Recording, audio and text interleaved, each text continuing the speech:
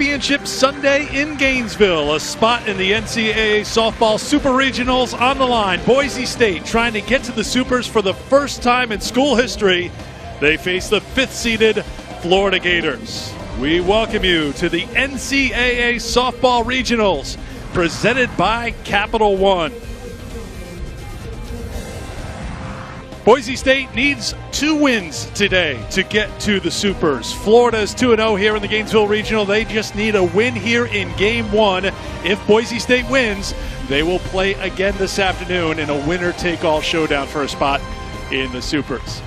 With that, we welcome you to Gainesville alongside 3-time All-American Madison Shipman. I'm Eric Freed, and this is a rematch of a game yesterday that was all Florida. So will things turn around for Boise here today is the big question. Hey, well, both of these teams have been battling it out all weekend long, and it comes down to today. Coming into this weekend, Boise State had one of the hottest offenses in the country, led by none other than senior Rebecca Cervantes. She has been great for them both defensively and offensively, turning double plays, even had a ball leave the yard.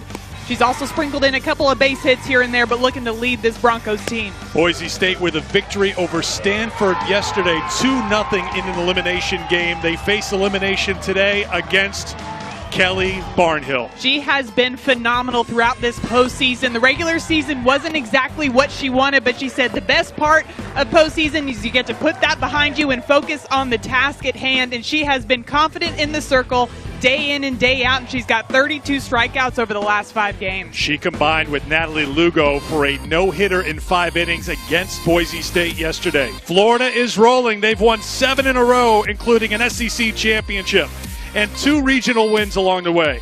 Boise State's first NCAA tournament wins have come here this weekend. Can the Broncos pull off the upset, or will the Gators chomp up another regional title? The first pitch is next. Seashole Pressly Stadium in Gainesville, ready for this regional final matchup between Boise State, an at-large selection out of the Mountain West, and the SEC tournament champions, the Florida Gators. And Kelly Barnhill, who is the MVP of the SEC tournament, is back in the circle for Florida. Well, we know that Kelly Barnhill is going to bring the heat. She throws in the upper 60s, even into the low 70s. She likes to throw that rise ball on any plane, so she'll start it low in the zone and even bring it up in the zone. The one pitch that has really been working for her in this postseason is that 2-seam fastball low in the zone. It drops off the table right at the last minute, making it very difficult for hitters to figure out if they're going to hit that 2-seam fastball or that rise ball. Barnhill pitched 2 innings yesterday against Boise State. She was followed by Natalie Lugo. Barnhill and Lugo combining for the no-hitter of the Broncos. Time now for the starting lineup for Boise State, brought to you by Capital One. And they have made some adjustments here today compared to their previous games here in the regional. Cora Wade, no change, leading hitter for this Boise State team at the top of the lineup. But Ashlyn Adams is up at the number 2 spot. She was hitting 6. Rebecca Cervantes moves from 2 to 3. Fillmore is the leading Bronco when it comes to home runs and runs batted in. First year, Maggie Laveri has been head coach at Boise State. First NCAA tournament wins, getting 2 here in this tournament now, trying to take that next step and knocking off mighty Florida, the number 5 seed in the NCAA tournament. The weather is perfect here in Gainesville. 84 degrees at the first pitch, and that is ball 1.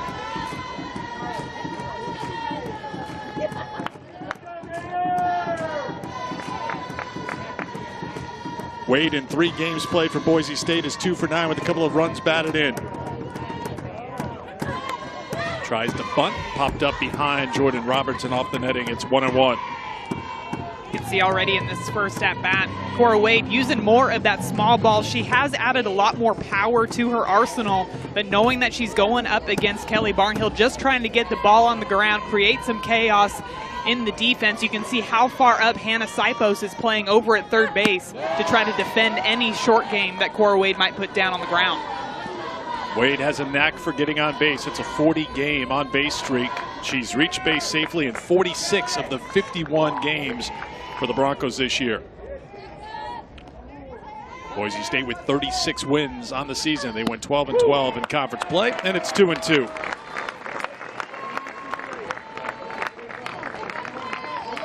Barnhill 2 innings, no hits, no runs, 1 walk, 3 strikeouts against Boise State yesterday afternoon. Boise State had to come back, play an elimination game, which they won last night against Stanford. Swing and a miss, and Barnhill gets her first strikeout, 1 away. Barnhill using that rise ball. She threw it earlier in this at-bat down in the zone, and then she comes right back with this one up in the zone. Look at how much jump this pitch has on it. Cora Wade not able to get her barrel on top of that. And that's the first strikeout on the day for Kelly Barnhill. See the numbers for her in the Gainesville Regional. Lugo was credited with the win, going 3 innings yesterday, as Ashlyn Adams can't connect, and it's strike 1.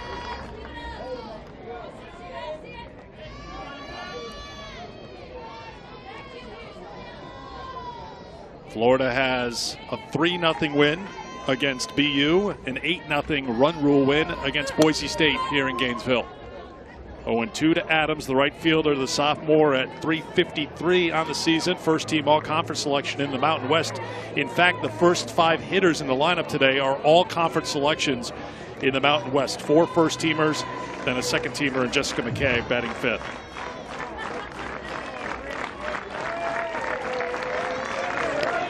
Adams gets hit on the 0-2 pitch.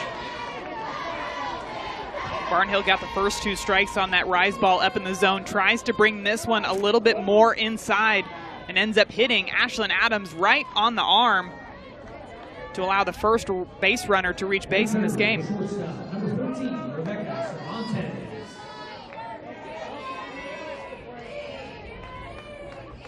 Rebecca Cervantes was hitting second here in this regional. She's now batting 3rd here today. She's had a very good regional, 4 for 9 at the plate with a home run, a couple of RBI.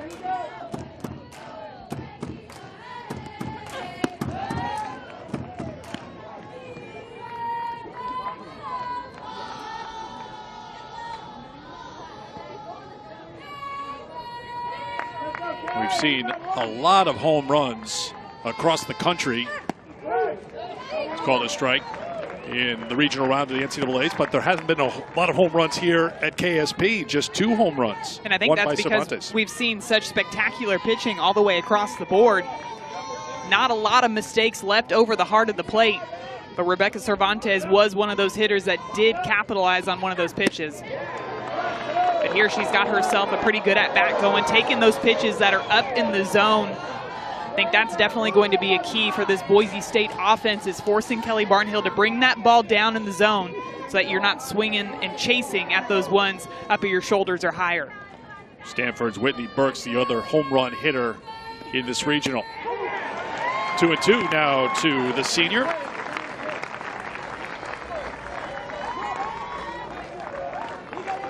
Put up great career numbers. 41 career home runs, 86 now career runs batted in. This is a fly ball to the left fielder, Caraway. 2 down. Caraway is in left field with Alex Voss in center field and Jamie Hoover in right for the Gators. And on the infield, Hannah Sipos at 3rd, Sophia Reynoso at short, Hannah Adams at 2nd, Amanda Lorenz is at 1st with Jordan Roberts catching Barnhill. If you haven't been with us this weekend, be prepared for Madison and I to praise Florida's defense because it is what they do best. Pitching and defense, just 22 errors. They have not committed an error in this regional so far in their 12 innings of play. Well, you know that Florida is not going to come into these games beating themselves. They are going to force other teams to beat them with their bats. 0-2 the count. And we've seen some phenomenal plays on defense by this Florida team as well. And we know that that's something that they practice often. They like to make the hard plays look easy.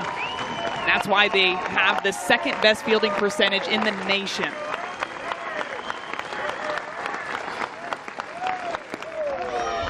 Big rip on the 0-2 by Brady Fillmore. Junior from Eagle, Idaho, who transferred in from Cal, having a great year for Boise State.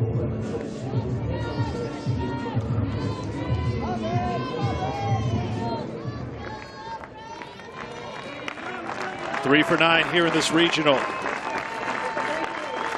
Another 0-2. Line drive, base hit, solid single to right center field. Going from first to third is Adams. And Boise State with runners on the corners with 2 down. They did not pick up a hit against Florida yesterday. They get one here in the first. That was a great piece of hitting. That's a good look at that two-seam fastball on the outside half of the plate. Brady Fillmore just stays with it and drives it right back up the middle. The speedy Adams was able to advance all the way to third base on that base hit. Now Boise State's got runners on the corners with 2 outs. For Jessica McKay, who's 3 for 8 here in this regional.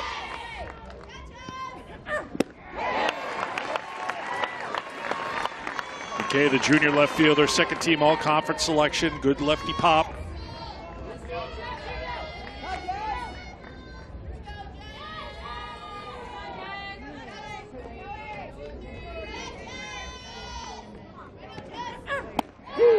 Oh, 2. So far this inning, Barnhill has just been attacking the strike zone early in these counts. Getting these batters to fall behind 0-2. That allows her to be able to throw the ball wherever she wants to, but on the flip side, Boise State has been very good with 2 strikes. Barnhill gets the strikeout, her second of the inning, to retire the side. Boise State strands 2 in the first. Barnhill taking advantage of that 0-2 count, using this rise ball up in the zone to get McKay swinging for the 3rd out of the inning.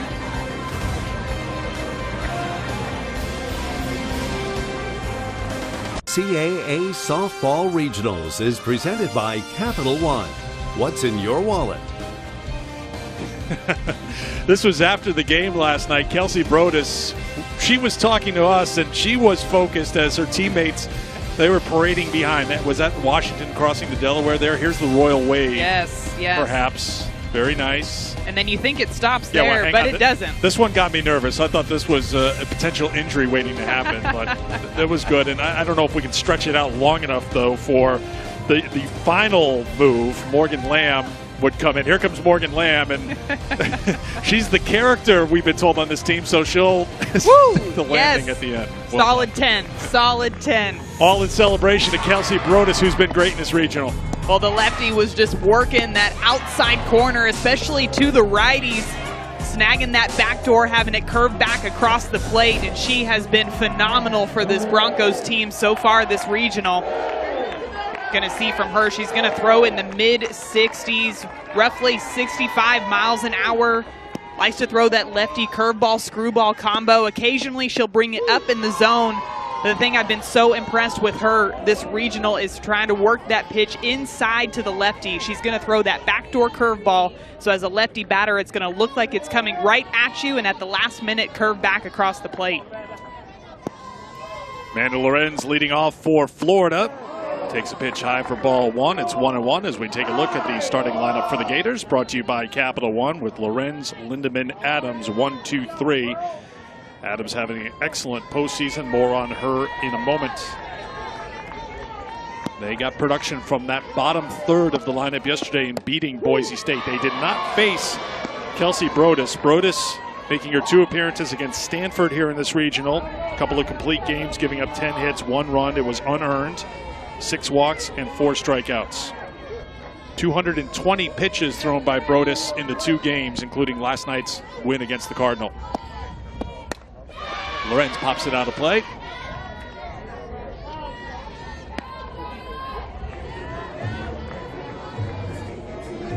Man, a first team selection in the SEC, of course, 1 for 4 in the regional, has walked 3 times, does have an RBI. In fact, here in the regional so far, and we know it's been a limited sample size because it's 12 innings at the plate for Florida, thanks to their run rule win yesterday against Boise State. But it hasn't been Lorenz and Lindemann who have had to carry the load like we've seen all season long. Adams has been good. Jake Caraway had a key hit yesterday. Sipos and Voss contributed hits in that big first inning when Florida scored 6 runs against Boise State. Lorenz slaps it through the left side for a base hit. Well, I think Lorenz might have heard you talking on that one, saying that they haven't been as productive as usual, but here comes Amanda Lorenz in the first at-bat of this game for the Florida Gators, driving this curveball on the outside half of the plate and just extending that swing out towards left field to drive it out there for a base hit and a leadoff runner on with no outs. Don't get me wrong. She still gets on base. Her on-base percentage is 500 here in the regional. She is still performing at that high level. Second hit of the regional for Lorenz, and here is Kendall Lindemann. Lindemann with just one hit in this regional, but it was a big one, an RBI double with 2 down against Boston University in the opener for Florida in the 5th inning. Allie Dubois was no-hitting Florida into the 5th, and the Gators scratched out a 3-0 win against the Patriot League champions. And it was Cheyenne Lindsay coming off the bench to get that pinch hit base hit to break up the no-hitter. And then, of course, Kendall Lindemann coming up to drive in a couple of runs that inning. There is a theme, by the way. All 11 runs that Florida has scored in this regional have come with 2 outs. Talked to Tim Walton in-game about that yesterday, just about their approach, the timely hits. And they have been fighting with this lineup, trying to find depth, trying to get it turned over back to Lorenz and Lindemann. And watching them in the SEC tournament, watching them here in the Gainesville Regional, they're hitting their best and playing their best right now. Well, they're swinging freely. You can tell up at the plate that they are not putting ample pressure on themselves to get it done in that at-bat. They have so much trust in their teammates that their teammates are going to be able to get the job done behind them. So for these batters, the key is just passing the bat along to their teammates, trying to string together a couple of quality at-bats. First 2 are aboard for Florida here in the first. Timely hits delivered time and again by Hannah Adams and her teammates. Friday they scored 3 runs in the 5th inning. Saturday they had 8 runs in the first 2 innings, but they've been held scoreless. But again, timely hits, and Adams, big part of it. 3 for 5 in the regional, a couple of runs batted in, a couple of runs scored, as Boise State will huddle up, as will Florida. And Florida's just done a really good job this regional of taking advantage of the free passes that these teams have given them. That's something they struggled with during the regular season. They would get a couple of runners on bases and then not be able to move them over, have unproductive at-bats. But that's the difference that we're seeing with this Gators offense this weekend, especially with somebody like Hannah Adams stepping up into that 3 spot. They needed somebody to have that mentality and that confidence to be able to hit behind hitters like Amanda Lorenz and Kendall Lindemann. And Coach Walton sat down with all 3 of them, including Hannah Adams, and said, hey, this is where I want to put you. Are you okay with that? And she said, yeah, absolutely. Put me in that spot. And she has been phenomenal for this team in the postseason. She had one of those big 2-out hits, a single in the 5th inning against BU to bring in 2 runs. Here she is with 2 on and nobody out. Laying down the bunt. It's a fair ball. Sacrifice is successful as Adams moves Lorenz and Lindemann into scoring position with 1 down. And what a team player by Hannah Adams. She is the hottest hitter for this Gator team in the postseason. A perfectly laid down bunt right on the foul line, making sure that it's down, see her eyes track it, make sure that that ball is in fair territory before she takes off towards first. She does her job and moves those runners over 1 more base. Setting the table for Jordan Roberts. Ball 1 to Roberts.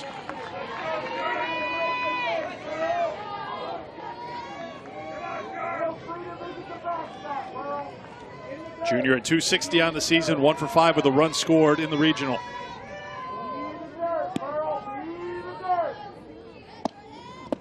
That comes inside off the glove of the catcher, and Lorenz will score. Florida leads 1-0.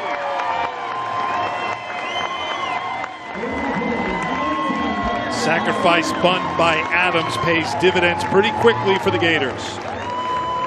Heads up base running by Amanda Lorenz over at 3rd base to take off immediately once this ball tips off the glove of Serena Hutchinson back behind the plate. A rise ball supposed to come up and into Jordan Roberts, and it just gets away. 3-0.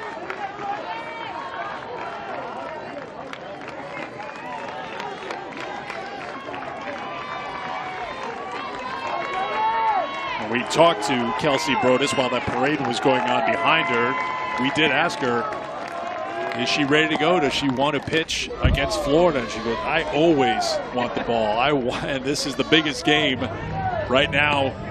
And you take a look at Boise State's history, a chance to get to the Super Regionals with 2 wins here today for the first time in program history. And she's had a phenomenal regional so far. She's just been stoic out there in the circle. She has that constant mentality that her teammates can look to no matter what's going on the field. You know that she is going to stay the same in the circle.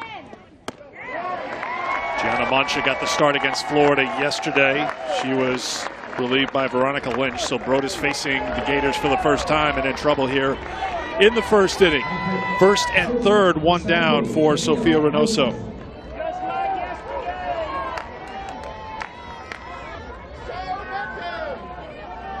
Brodus has had to work around walks in the 2 wins so far for Boise State. Issued 6 walks total to Stanford.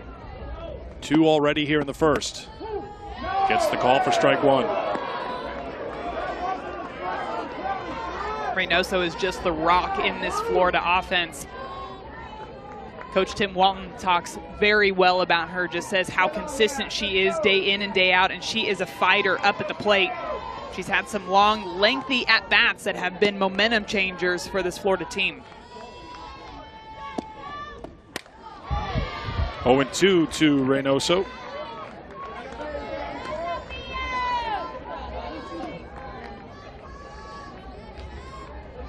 Kendall Linneman at third. Jordan Roberts at first.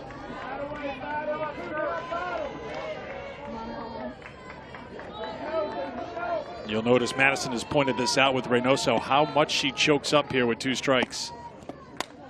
Just trying to make contact, trying to get something into play. With that adjustment, you're exactly right. She's just trying to shorten up her swing. In this situation, knowing you've got Kendall Lindemann over at third base, you want to do whatever you can to poke that ball far enough into the outfield to allow Lindemann to score, to get another run across the board. That is a drastic change, something we've really only seen in the past couple of weeks from Florida. This one is blooped out to right field. It will get down in front of Adams. The throw to second to get the force, but the run scores from third as Lindemann comes in. 2-0 Gators. And just as we were talking about just doing enough to get that ball into the outfield, that's exactly what Reynoso does. Shortening up her swing, poking this into right field, drops it right in front of Ashlyn Adams to allow Kendall Lindemann to score easily from third base.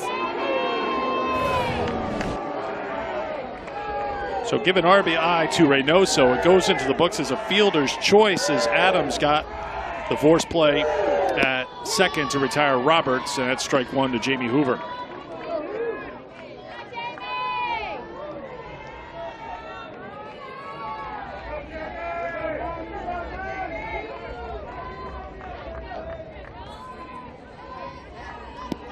Hoover 1 for 3, couple of runs scored and an RBI here in the Gainesville Regional. It's 1-1. Comes in at .242 on the season with 6 home runs, 29 runs batted in.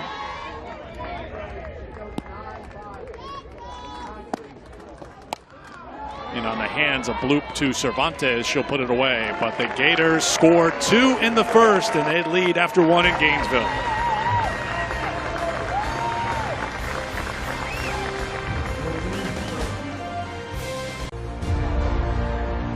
It is on again at a place where legends live. You can't script it any better than this. You're going to make a run in Oklahoma City. You've got to be super confident on the biggest stages. This is a stage that every little girl that plays softball dreams for. There is history to be made. Coverage begins May 30th. Plenty of news from these first couple of days of the NCAA tournament. Oklahoma continues to roll. They've been the big story all season long. Of course, they'll take on Wisconsin today in the regional final. Top 5 seeds are rolling. Florida Gators, one of those top 5 seeds. They have not given up a run so far, now playing their 3rd game, and there have been plenty of extra inning games. There have been very long games because of the weather delays. Yes. We feel almost a little guilty whenever we come on here, and it's like, yes, it's in the 80s or low 90s. The humidity is low. The sun is out.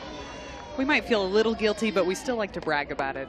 too. The average temperature has been, what, 88.2 degrees over the past couple of days? Dan Ferran did the math, and he figured it out as 88.2. And you are so competitive that you're going to even compete against the other regions for best weather. Yes, I am going to do that, and I think we are winning this one.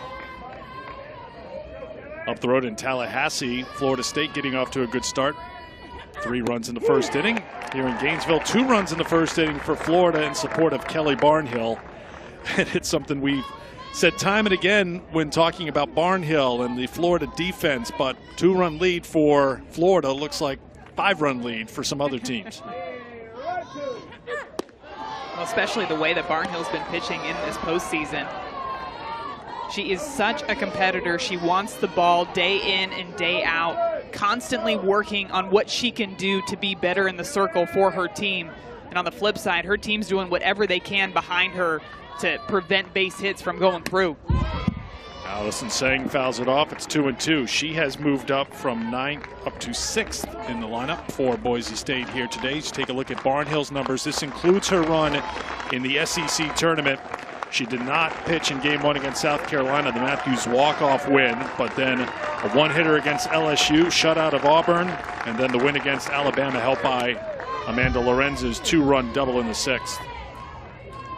That's the last run she's yielded. It was against Alabama in the title game. And this team really just seems to be firing on all cylinders. Earlier in the regular season, I think some of the mistakes that Kelly Barnhill was making was exploited more so by the fact that they were struggling getting that run production in the bottom of their order, but they found their way here in the postseason. Count runs full to Allison Sang.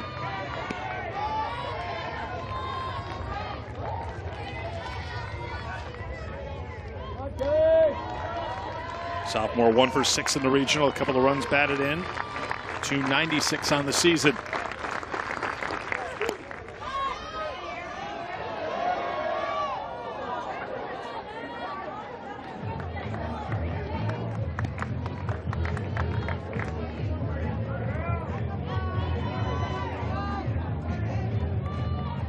Barnhill's numbers in the SEC tournament, we just went through her entire postseason run, 21 innings, 1 run, 5 hits, 24 strikeouts. Sang gets a piece. Great battle by Allison Sang up at the plate too, fouling off anything that is close. That is not an easy thing to do against Barnhill, especially with the way that her pitches jump throughout the zone. Sang is hanging in there in this full count.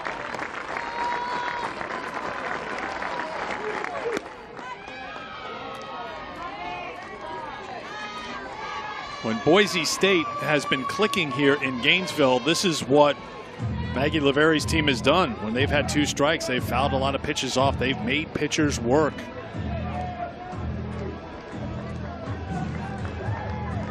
They like to pepper that left side of the field too, but they try to wear down the pitcher, see as many pitches as they possibly can in each at-bat. And Sang comes through with a bloop single to left. Great at-bat by Allison Sang, leading off the second for Boise State. 10-pitch at-bat for the sophomore. Just a great at-bat, especially with 2 strikes, able to foul off all those pitches, and you can just take a look at what Boise State has done with 2 strikes throughout this Gainesville regional. 2 doubles, 3 walks in that first game. They did struggle with that a little bit against Florida earlier this weekend, but they're still having that aggressive mindset here today. And so far, it's been paying off for them. Fillmore's hit in the first inning came on an 0-2 pitch as Morgan Lamb tries to bunt. It's strike 1.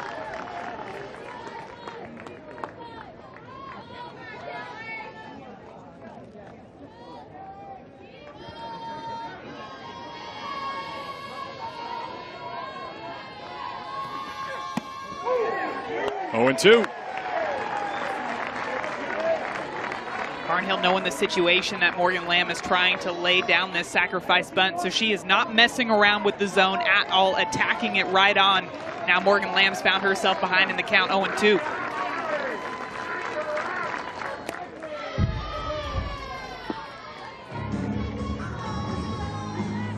Lamb's 2 hits in the tournament came in the opener against Stanford, the 9-1 win for the Broncos over the Cardinal.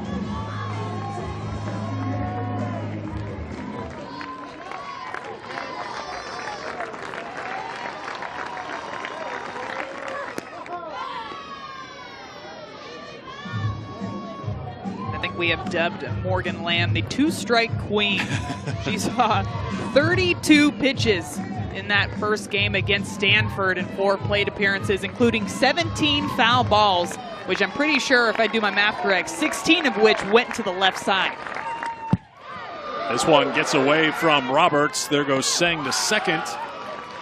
So Boise State has a runner in scoring position after the wild pitch. Morgan Lamb wasn't able to get that sacrifice bunt down, but that works just as well. The wild pitch from the hands of Kelly Barnhill allows Allison Seng to move on over into scoring position. And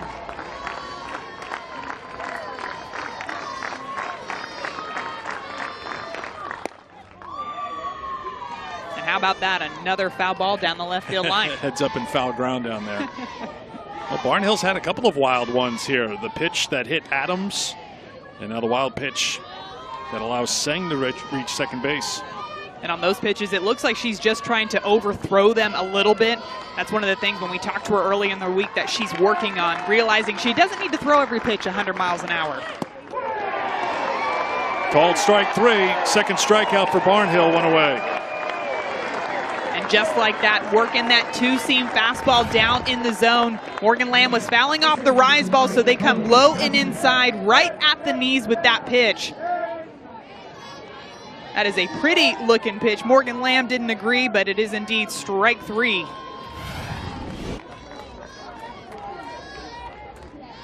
I'll bring up Carly Johnson.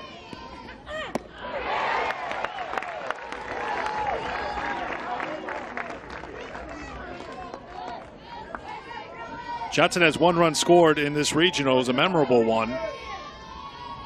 Scored in the 5th inning to make it 1-0 Boise State on her wild slide, roll, and reach. Reach, yes. The fingertips barely touching home plate. Actually, 2 runs in the tournament for Carly Johnson.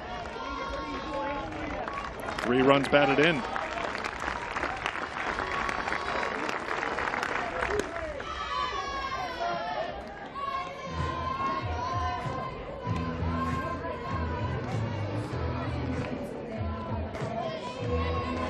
Boise State trying to break through against Kelly Barnhill. Second inning in a row, they have a runner in scoring position. Ground ball to Reynoso. Seng has to hold at second, 2 down.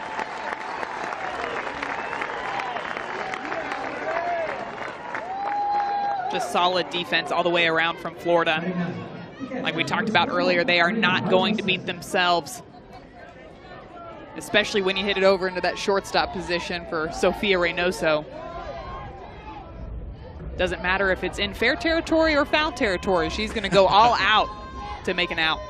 As we've seen, especially in foul territory. Throwing back behind, and Reynoso tries to get the tag down on Seng as Roberts and Reynoso work together. Seng just back safely. That was a quick snap throw by Jordan Roberts back behind the plate. Roberts has been splitting time with Kendall Lindemann, but we have seen Roberts behind the plate primarily in the postseason for Florida.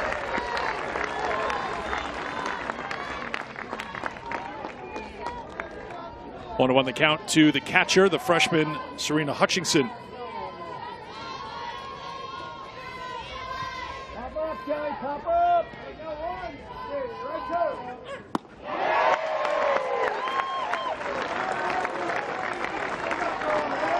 This is the 9th hitter for Boise State. Barnhill's gotten 2 strikes on all 9 hitters. That is a tough position to be in if you're the Broncos going up against Kelly Barnhill, but they have been battling every single at-bat, not making it easy on her. Called strike 3. 4th strikeout for the senior from Marietta. Barnhill continues her role in the postseason, throwing this rise ball right over the heart of the plate for strike 3.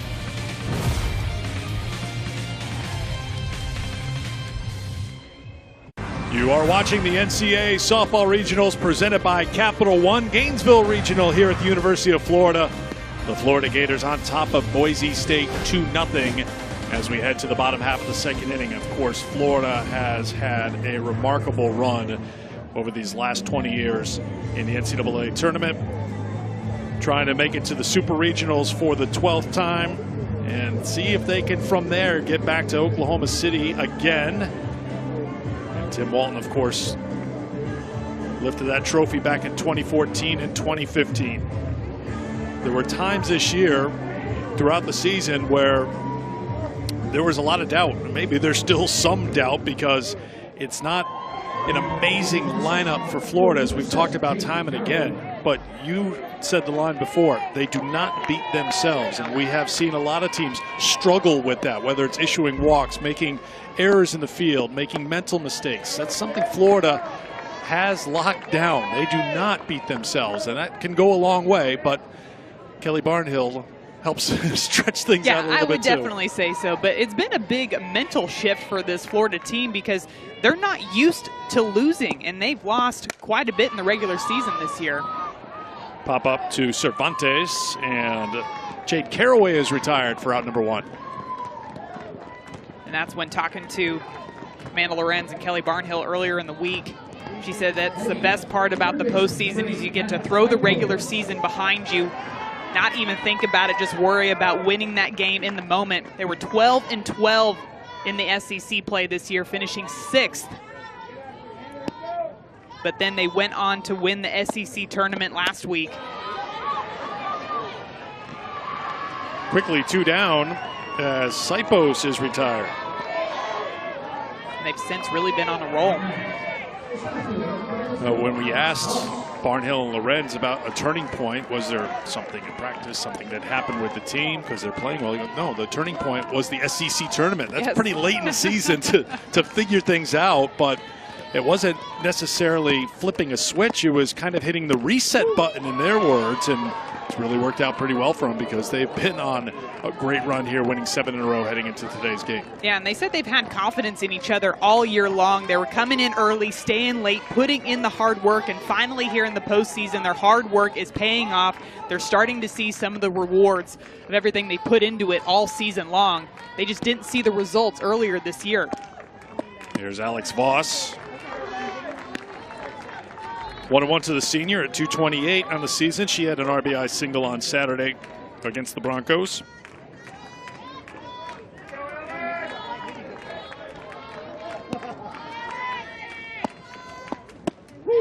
One and 2. So Kelly Barnhill, we've seen her with a wild pitch and a pitch that hit a batter on 0-2. She's down in the bullpen, maybe trying to figure a little something out here. That's slap foul. And she is throwing to a left-handed batter over there in the bullpen. Getting a little extra work in. We know that she does like to throw a lot. She feels best when that arm is moving. Just probably trying to get a feel for it over there in the bullpen before she heads back out into the circle.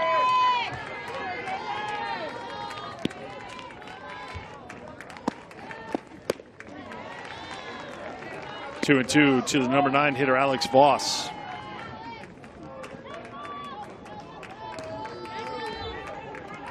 So 2 runs in the first inning. Brodus walked a couple of batters.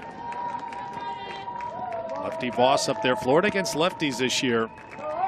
Not very strong numbers. 219 as a team. That's scooped up by Fillmore at third in a 1-2-3 inning for Kelsey Brodus. We've played 2 here in Gainesville. 2-0 Gators.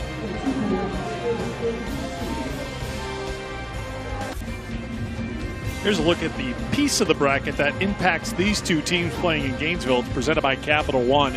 Take note of that line at the bottom. Bottom team in each matchup must win twice to advance. So Boise State, North Carolina, and South Carolina all need to win twice today to get on to the Super Regionals. Oklahoma State, the first team through to the Supers after they held off Tulsa.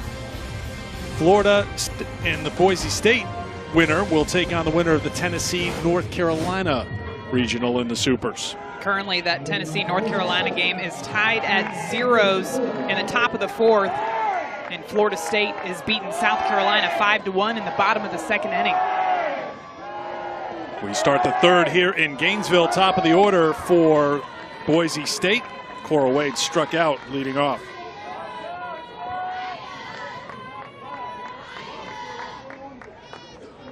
Three-year captain for this Boise State team. A lot of speed. So if she gets on base, she's certainly a threat to run.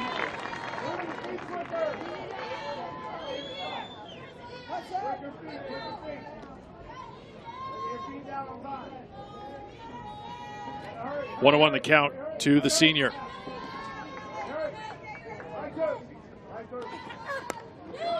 Tries to bunt her way on. It's 1-2.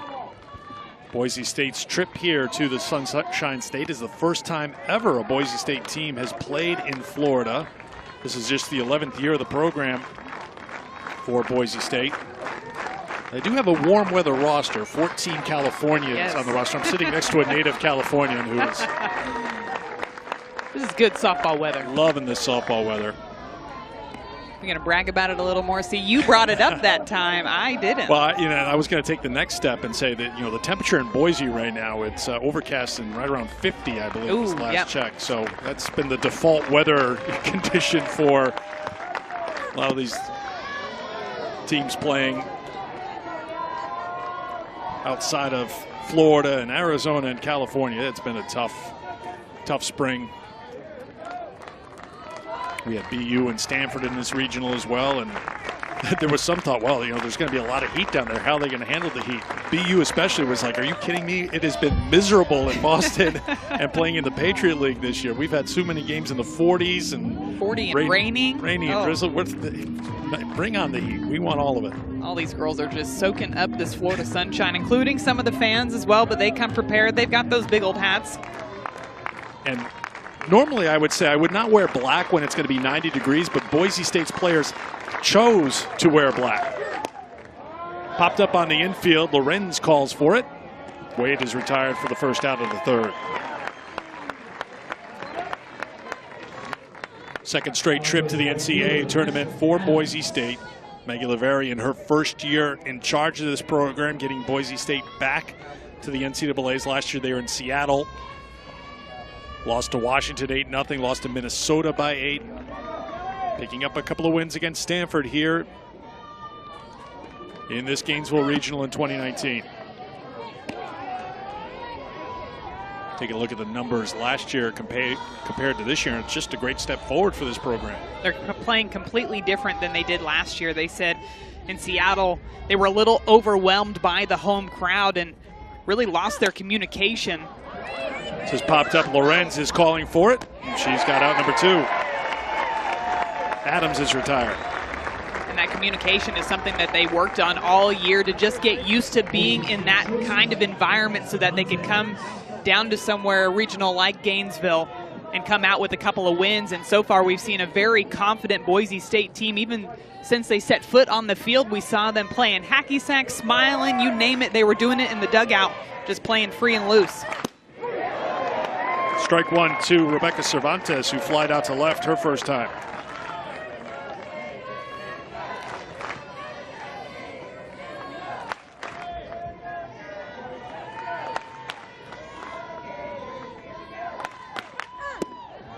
One and one.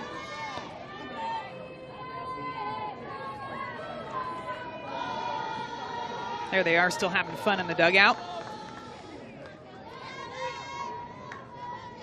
I don't know what those things are that they're spinning. I would assume they're for good luck. They're dizzy, for one. It's 2-1.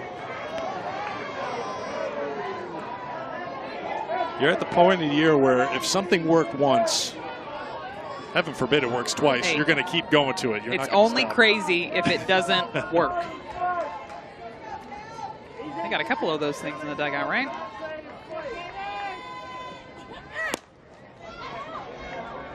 Blooper back behind second. Hannah Adams covers so much ground, gets out there easily. It's a 1-2-3 inning for Barnhill. 2.5 complete, 2-0 Florida.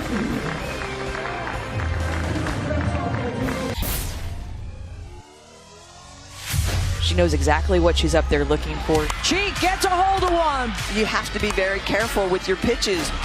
Nicholas in the left. One of the most consistent hitters. Romero trying to get something done with 2 outs, and she does. This is the difference that Oklahoma needed. Not many hitters in the country that hit a ball like Kayla Conway. You rarely see her miss.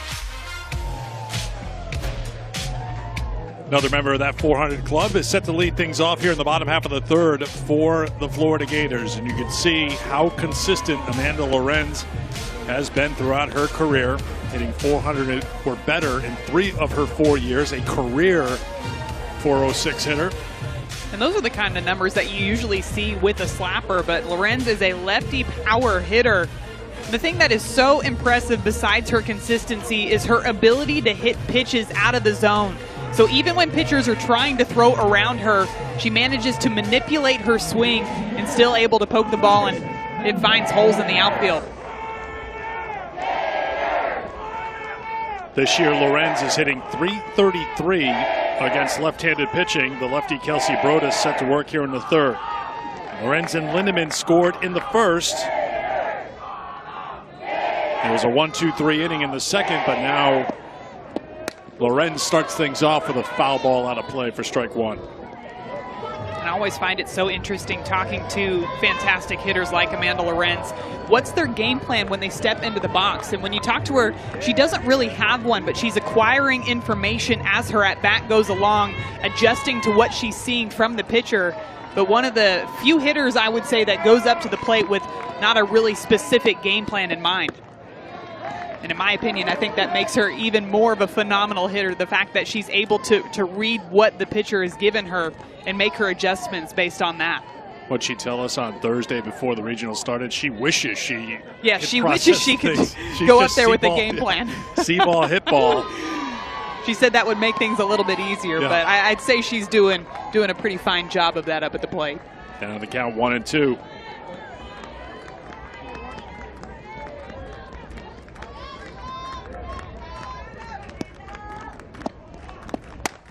Slaps it out to left center field. This is hit well, carrying all the way to the track and off the wall. Lorenz with a stand-up double to lead off the third inning. On a 1-2 pitch, Amanda Lorenz has her second hit of the game. And just as we were talking about that consistency from Amanda Lorenz, this pitch is on the outside half of the plate, almost over the chalk line in the right-handed batter's box, but she throws her hands to it, drives it into that left center gap. Now they've got a runner into scoring position with no outs, and Kendall Lindemann up at the plate. That's the thing about Lorenz, and you saw it firsthand when you were in College Station for the SEC tournament. We were all watching, but she had that key hit against Alabama, and watching it, it didn't feel like she really hit it hard, but she told us Thursday, oh no, I made good contact on that. I think even her slightly miss-hit balls, she's getting a lot of the barrel on it. Yeah, she's getting it right on the sweet spot of the barrel, and that pitch was definitely in the right-handed batter's box that she hit at the SEC tournament. But what's so special about that at-bat specifically is she had come up with runners on base earlier in the game, and she hit a ground ball over the first base, and when she came up that second time, she was not going to miss. She was going to make sure that she brought her teammates around. She has 3 hits in this regional. She's been on base 6 times. She was 6 for 14 in the SEC tournament. 3-0 here to Lindemann, as Brodus being very careful with the number 2 hitter for this Florida team, and first base empty. Lindemann swings at the 3-0 and drives into left field. Lorenz being held at third. First and third, nobody out for the Gators. Another nice piece of hitting by this Gators offense, and this time it comes from the righty Kendall Lindemann, getting a pitch on the inside half of the plate and driving it straight down that left field line. It doesn't get past Jessica McKay out in left field, and that's what holds up Amanda Lorenz at third base. But to the Gators' advantage, they've got one of their hottest postseason hitters in Hannah Adams coming up at the plate next. Lily Mann will run for Lindemann at first.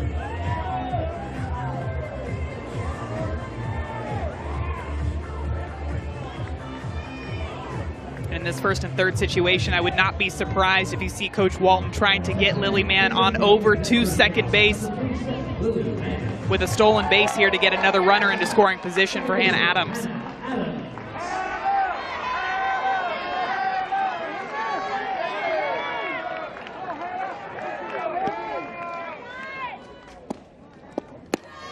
There goes Mann. The throw goes through, and Mann has a stolen base. Just like that, 2 runners into scoring position for Hannah Adams, who so far this postseason is batting .409 with 6 RBIs.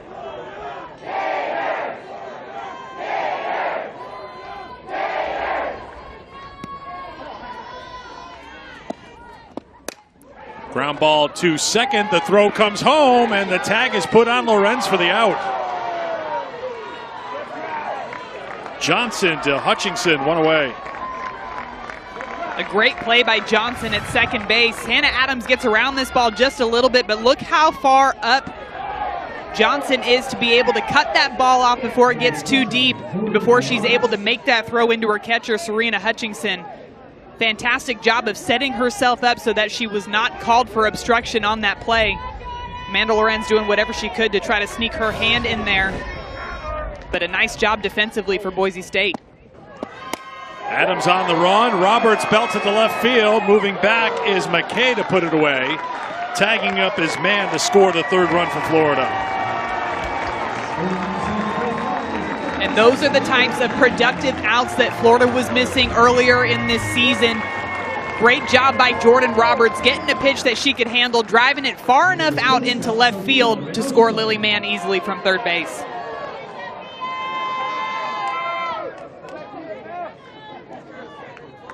Two down, 1 on for Reynoso. RBI number 35 this season for Jordan Roberts. Reynoso swings at the first pitch. Popped up in foul ground. Grabbed by Allison Sang. We'll talk with Florida head coach Tim Walton when we come back. His team leading 3-0 here in Gainesville.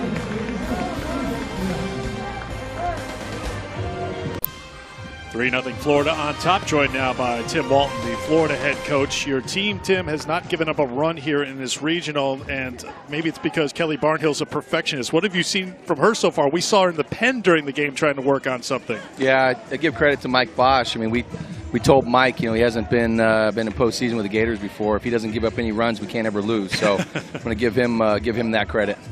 The productive outs with your offense, whether it be sacrifice bunts or sacrifice flies, they've been incredible so far this postseason. What have you seen the changes in their mentality so far? Well, just you heard Amanda Lorenz say it best. All the statistics from the regular season, they don't matter. All the All-American ballots are all filled, and now it's time to figure out how good teams can win and become great teams. Thanks, Tim. We appreciate the time. Guys. So all the pressure on the pitching coach, apparently. That's a good CEO move there by Tim Walton. If they don't score, we will win. Mike Bosch in his first season as an assistant handling the pitching, and you'll see him step out of the dugout to talk to Barnhill or the catcher or both, just to kind of compare notes, process things together.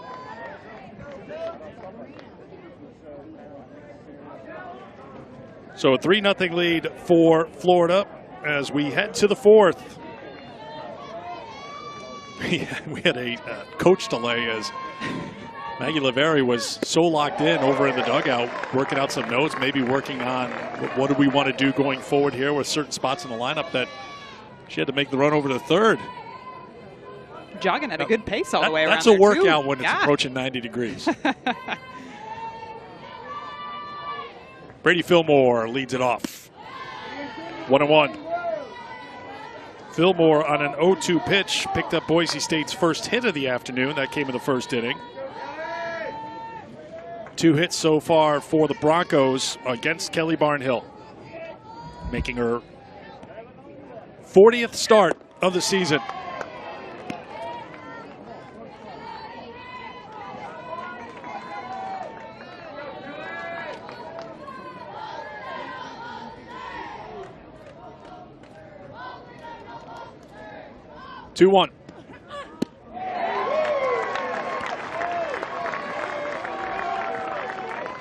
looks like some of these Boise State hitters aren't quite on time when she throws that low rise ball in the zone. It looks to be a couple of miles per hour slower than that two-seam fastball, making it even more difficult for them to barrel up balls consistently.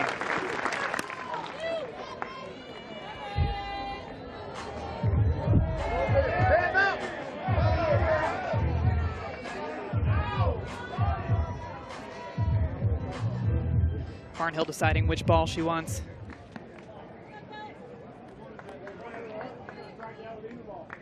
And you know, this Florida defense making plays on balls that are already called foul. Lorenz ran in and caught that ball coming off the net. Making the extra effort. Well, when you play together so long, you know it's not all softballs are created equal. But Lorenz is like, yeah, no. She was saving that ball for Barnhill. No, this one's been working. You need to stick with this one, Kelly. Fly ball out of play.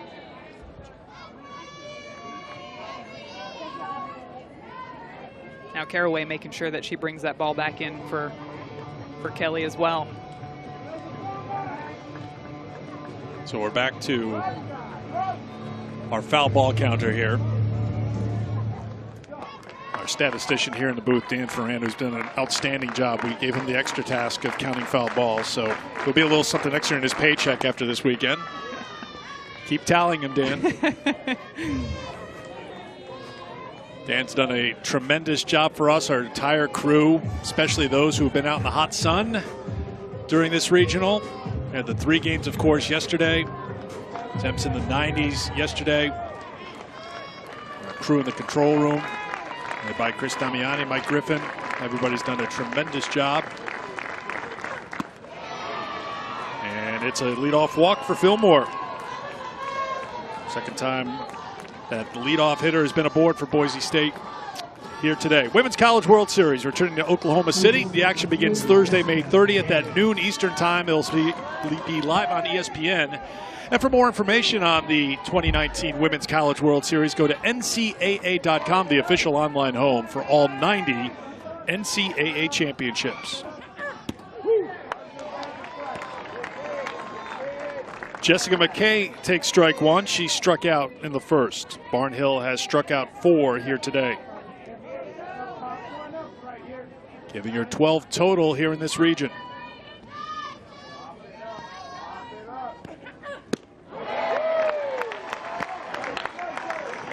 Barnhill going right after her with those rise balls. That's what she got McKay to strike out on earlier in this game. After walking Brady Fillmore first at bat of this inning, she gets ahead of Jessica McKay, 0-2.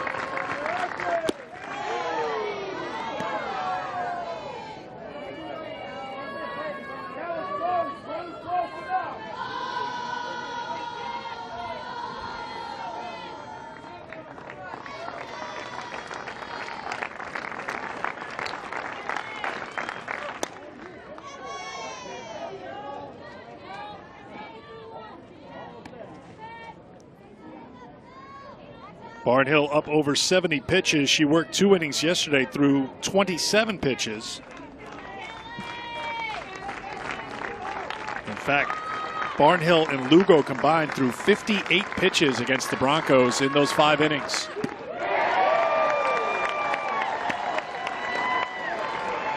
Barnhill coming back to that rise ball. We've seen a lot of these Boise State batters battle with 2 strikes. This one going well up into the zone for McKay's second strikeout on the day on that same rise ball by Kelly Barnhill.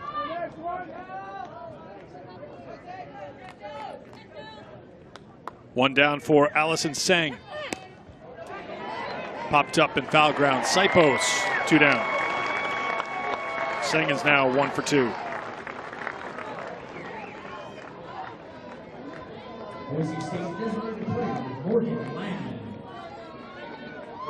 They'll bring up Morgan Lamb with 2 down here in the 4th.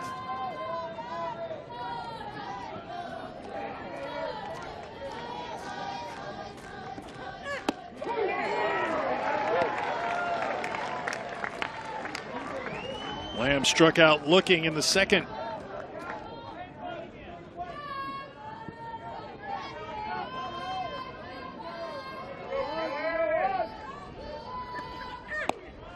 Lamb, soft liner grabbed by Reynoso to retire the side. Leadoff walk does not hurt Barnhill and Florida. We'll talk with Maggie Laveri when we come back. Her Broncos down 3-0 in Gainesville.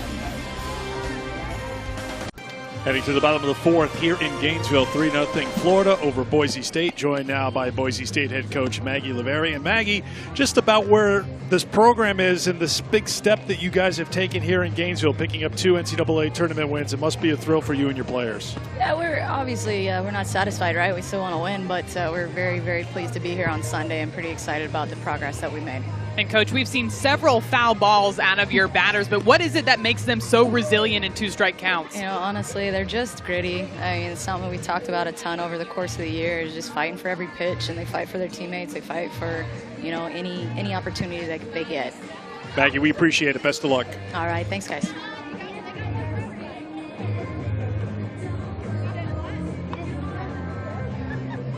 Kelsey Brodus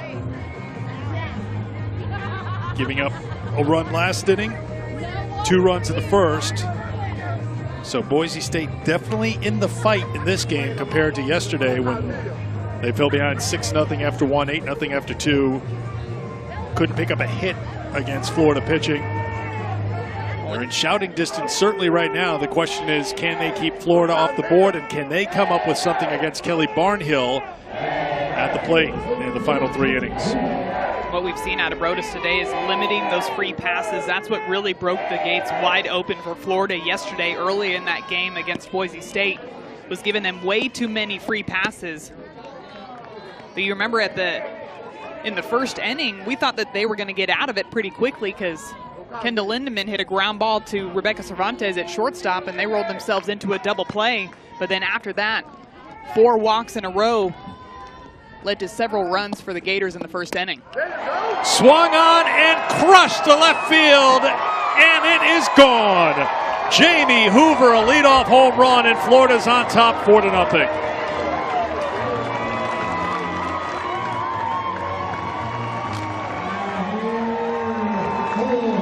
Well, this one was an absolute no-doubter off the bat of Jamie Hoover. She absolutely annihilates this ball over the left field wall, taking advantage of a pitch on the inside half of the plate, and she just turns on it using that lower body, showing off her power, and blasts it all the way to the pitcher's lab out there in left field. She knew that one was gone right off her bat. 7th home run of the season for Hoover. First of the regional for the Gators, who now lead 4-0.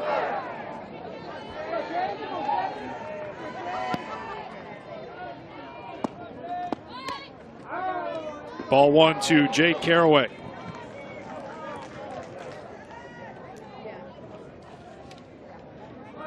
.52 home runs on the season now for Florida.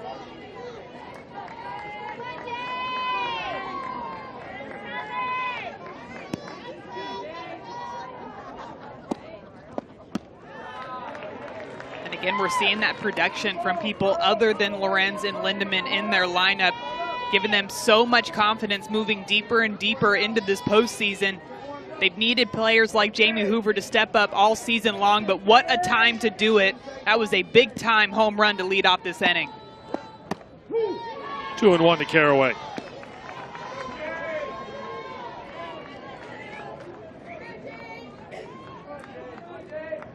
Caraway was hitting leadoff for a fair period of time this season, hitting 7th here today, had a key hit yesterday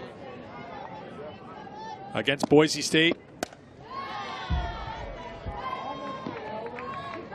She's batted all over the lineup because you think back to the early SEC Conference Series for Florida, she was batting in that 9 spot, and her job was to turn that lineup over back to Lorenz and Lindemann. But like you said, had a key hit in the lineup yesterday. Coach Walton sticking with her in the middle of their lineup.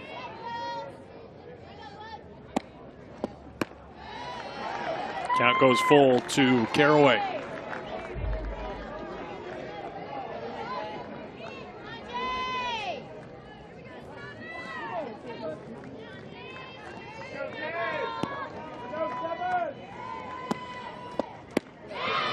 Foul tip held on to by Hutchinson for out number 1.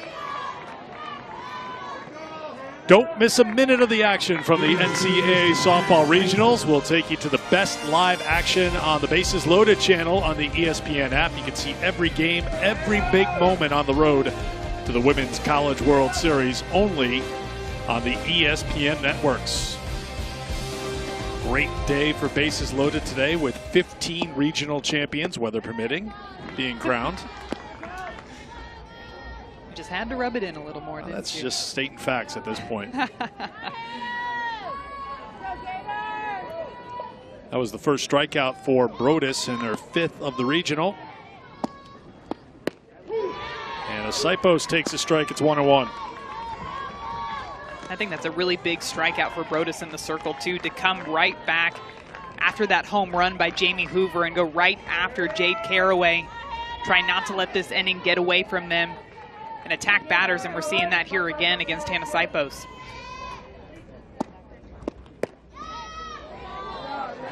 Two and 1.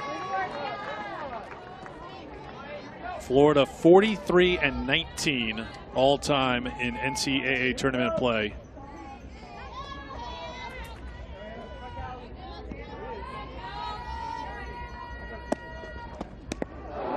It's in on Sipos, and it got her on the throwing hand, but after shaking her hand for a minute, she shakes her fist as she heads down to first base.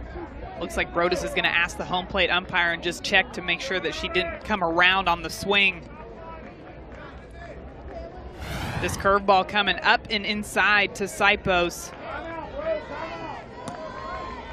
Ooh, and it does look like it got her right on the hand.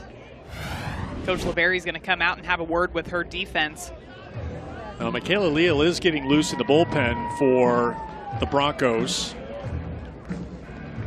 Again, Brodus, with her work against Stanford in 2 games here in this regional, has now thrown a total of 277 pitches in the Florida Heat. That hit batter was just after we were talking about how Brodus had recovered after that leadoff home run by Jamie Hoover, going right after Jade Caraway. And that's exactly what you did not want, to give another free pass to this Florida offense, because we've seen them take advantage of it all regional long.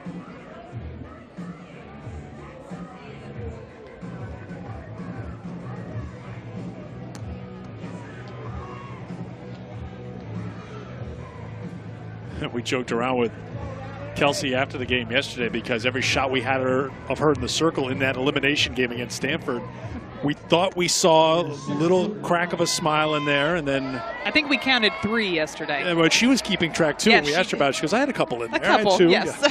Yeah. So she has the game face on most of the time. Here's Alex Voss squaring to bunt, pulling it back and taking a strike.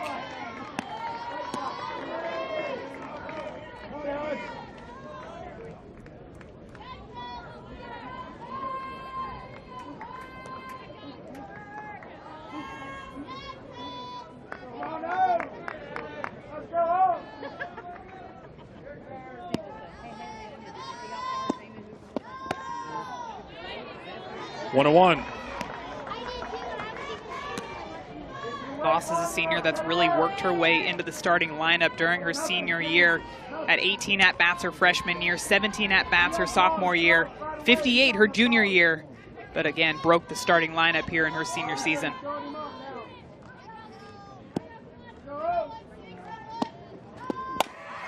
Slap to third. Voss with her speed beats it out, 2 down. Heads up play by Brady Fillmore over at third base. Hannah Sipos was taken off on the pitch. It looked like a hit and run, but she was still able to grab it and fire it on over to second base in time to get that lead runner out. Alex Voss just beating that throw over to first base.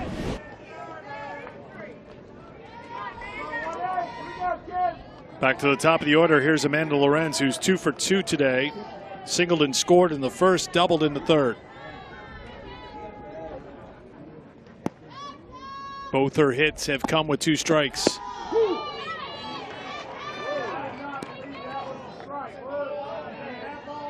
And both of her hits have been on pitches on the outside half of the plate. So we see early in this at-bat, Brodus is working that backdoor curveball inside and low in the zone to Lorenz. Back up the middle, and Lorenz is 3 for 3.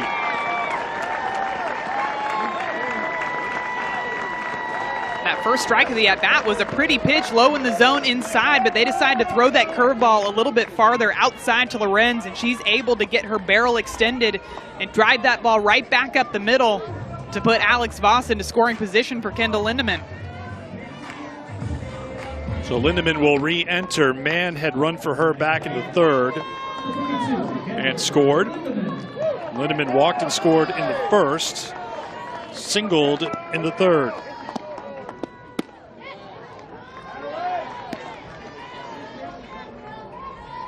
Hoover with a home run in this inning, her 7th. Lindemann, the team leader, with 14 home runs on the season.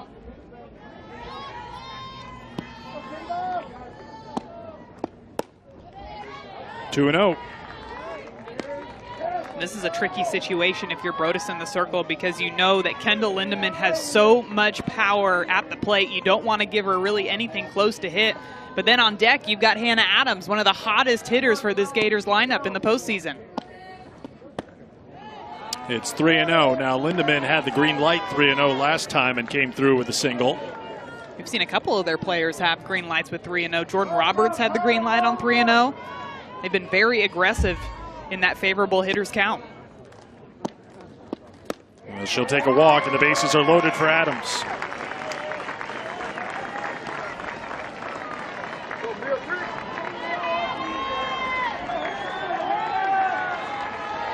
Hannah Adams, again, does not have the typical numbers that you would have in the 3-hole. But we heard Tim Walton talk about it. The best part about the postseason is all the numbers go away. It is a clean slate for everybody. And it comes down to that confident mentality, being able to hit in situations like this when you know that Boise State just walked Kendall Lindemann to put the pressure on you up at the plate. Adams takes strike one. She sacrificed in the first, reached on the fielder's choice in the third.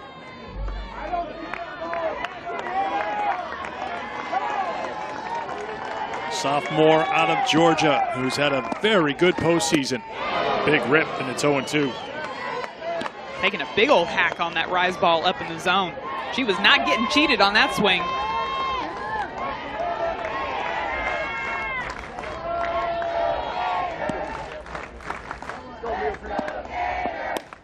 Ground ball, it hits the base runner, Lindemann. That will do it for the Gators here in the fourth. But they do get a run as Jamie Hoover goes deep with her home run number 7 on the season. Jamie Hoover hitting this one, a no-doubter off the bat to tack on another run for the Florida Gators.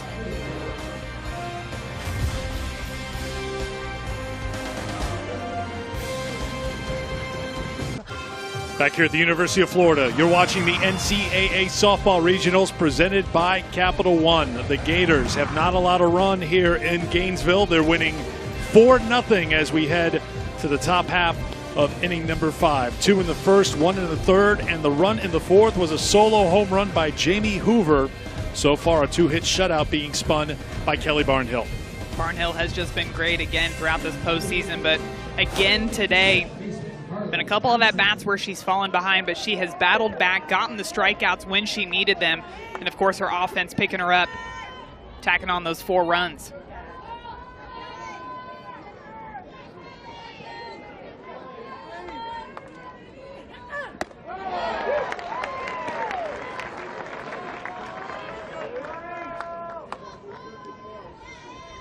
Barnhill strikes Carly Johnson. Strike 1 on Johnson.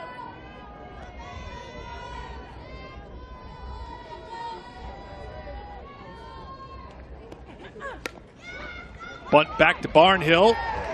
Over to Lorenz. 1 away. 7 Innings podcast every week. The ESPN personalities covering softball. They'll entertain us all the way to Oklahoma City and beyond. You can listen now on the ESPN app, iTunes, or however you listen to podcasts. The most recent one has a look at the bracket, regional matchups, conversations with Alabama head coach Patrick Murphy, Mike Andrea from Arizona. They'll keep updating it as we continue on that road to Oklahoma City. Ball one to the number 9 hitter for Boise State, Serena Hutchinson, who struck out in the second. Right before this inning, saw Coach Lavery having a conversation with Hutchinson, talking to her about getting shorter to contact, not being long with your swing. Could see her motioning, getting those hands to the ball as quickly as possible and then extending it out. Trying to coach up her team. We talked to her earlier in the game about how resilient they are with 2 strikes, but needing to be able to make an adjustment against somebody like Kelly Barnhill. You can see her coaching them up, telling them to be short to the ball, just try to poke something into the outfield. This is a very good hitting team. 10th in the country with a .323 average. 64 home runs, a single season record.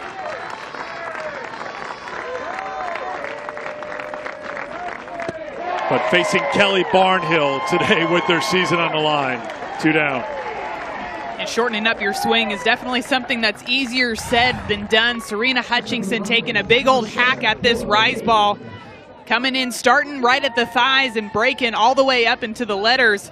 And that's another strikeout for Serena Hutchinson on the day. A lot of swings and misses today as well for Barnhill. 18 swing and miss strikes against Boise State in the first 2 appearances of the regional for Barnhill. 9 total innings. She had 15 swing and miss strikes.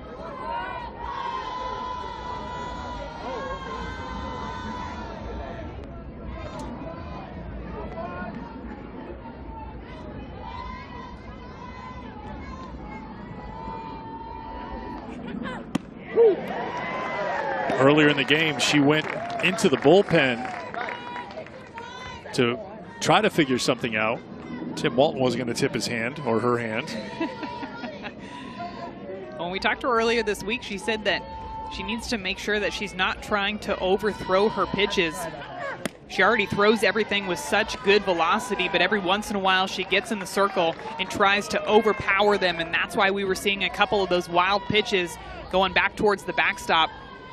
I would imagine she went back into that bullpen just to try to calm herself down, get a feel for what she needed, make sure she wasn't trying to do too much. 2-2 the count.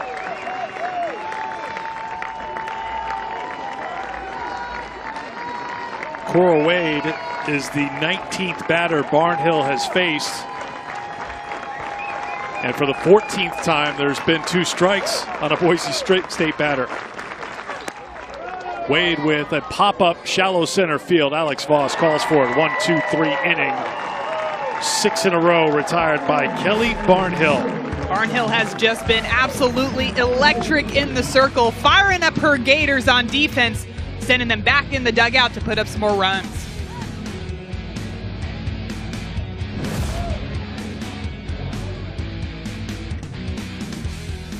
NCAA Softball Regionals is presented by Capital One.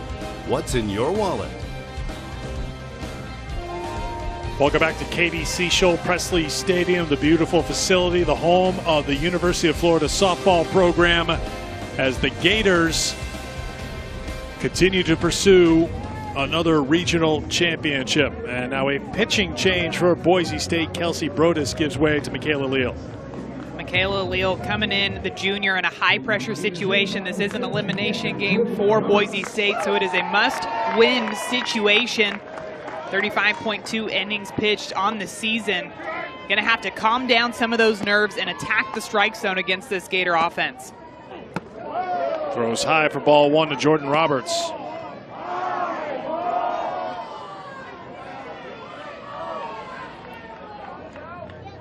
Making her first appearance here in the regional, facing Roberts, who brought in a run on a sacrifice fly in the 3rd, walked in the 1st.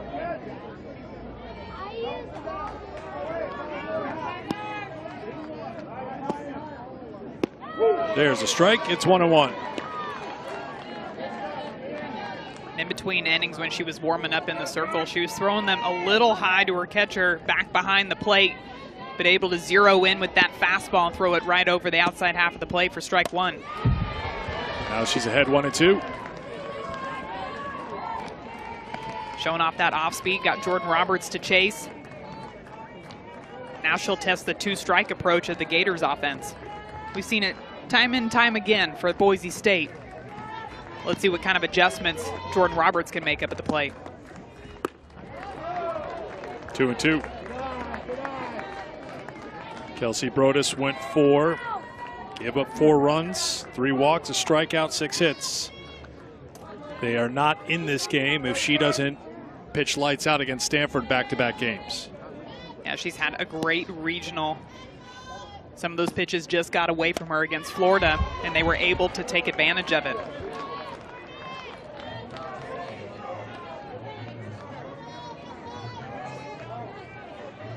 Brodus, the junior from Albany, Oregon, giving way to the junior from Salinas, California, Michaela Leal, her 15th appearance this year and the first of this postseason.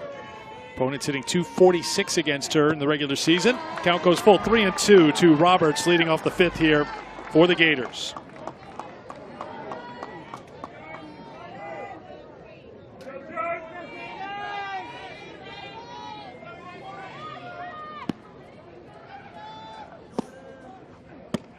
Leadoff walk. Second time Roberts has walked today.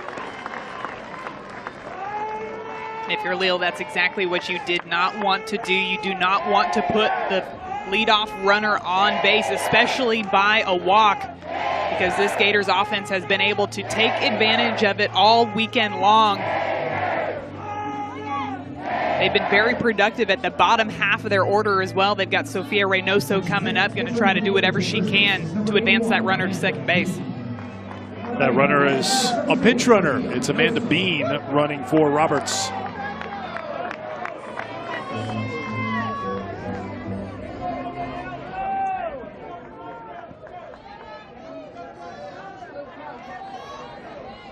Here is Reynoso.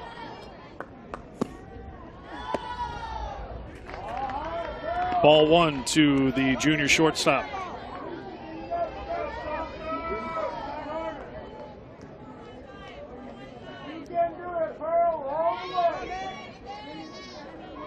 Reynoso brought in a run in the first and a fielder's choice. Fouled out to first her second time up.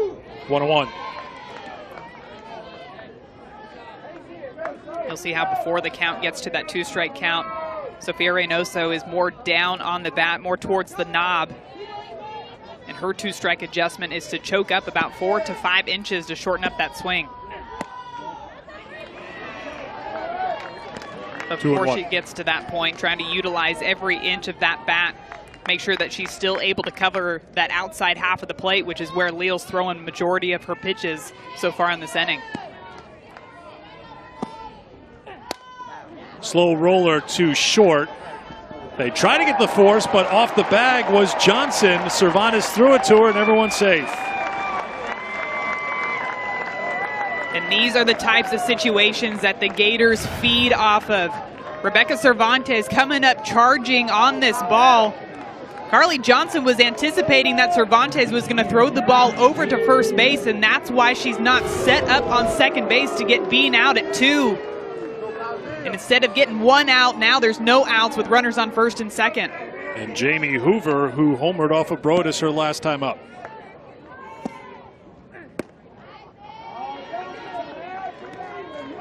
One of the things that's so impressive about Jamie Hoover's swing, you'll notice where she sets up in the box. She is almost, her heels are almost on that chalk line in the back.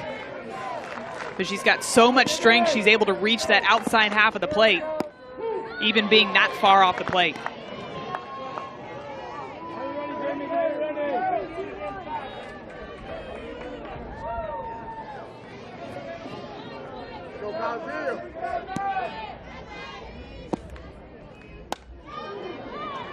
Hoover waits on it, fouls it off, and it's 1-2.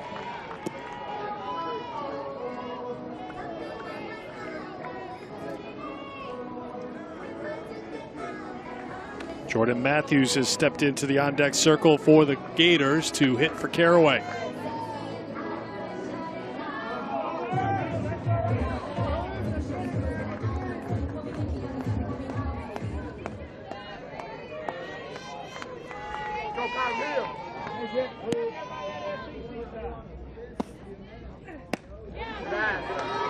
Two and two. Leal still working that outside half, realizing that Hoover is so far back in the box. That's got to be tough for a batter to judge the outside half of the plate when you're that far off. But I guess if you practice it enough, you know. Hard liner on one hop to Cervantes. She'll get the lead runner. Bean is retired. First and second, one out now for the Gators. Heads up play to get the lead runner by Cervantes. But that will bring up Jordan Matthews to pinch hit for Jade Caraway, known as the postseason queen for this Gators offense. Before last weekend, I would say that she's most known for her walk-off home run against Texas A&M in the Super Regionals here in Gainesville last year. She had the walk-off double to get them their first win in the SEC tournament against South Carolina last week. And of course, they went on to win the SEC tournament. It will be very tough to top what happened against Texas A&M last year, but as we saw against South Carolina, she's determined to try. But Florida's season was down to their final strike, and Matthews came up with a walk-off in Game 3 of the Super Regionals to send Florida back to the Women's College World Series.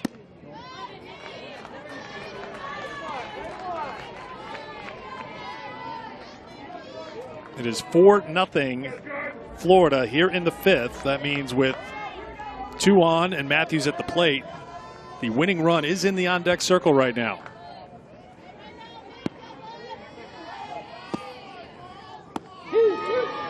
One and one. Nice changeup out of the hands of Leal to work back even. We've seen 3 of those this inning. She's been able to throw each of them for strikes. She got Roberts to swing at one, Hoover to swing at another, and there goes the third one in for a strike to Jordan Matthews. Fly ball on the infield as Cervantes calls for it. Infield fly rule, 2 down.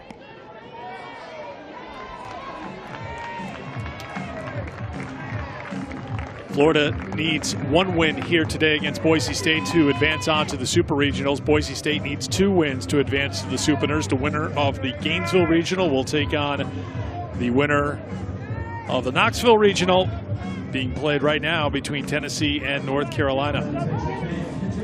Currently, Tennessee is losing to North Carolina 1-0 in the top of the 7th inning. Now remember, North Carolina would have to beat Tennessee twice to advance on to the Super Regionals.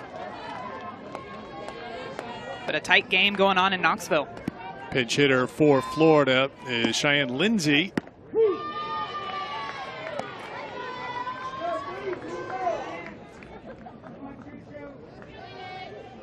Lindsay hitting for Sipos.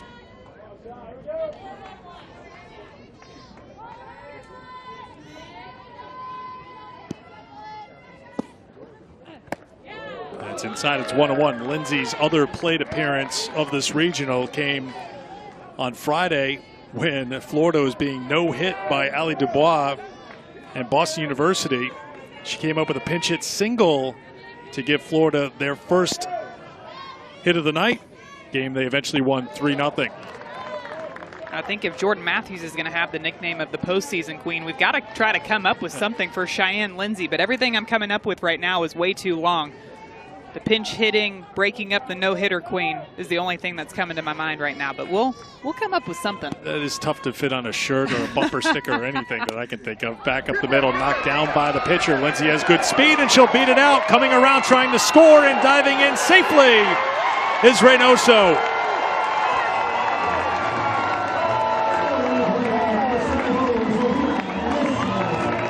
And just like that, Cheyenne Lindsay making things happen when she comes up for these pinch hit at bats. But look at this smart heads up base running by Sophia Reynoso.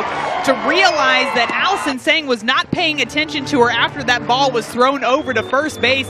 And look at this dive, getting her hand right in there before Serena Hutchinson could tag her on the leg. And of course, the speed by Cheyenne Lindsay to beat that one out and get another run across the board for the Gators.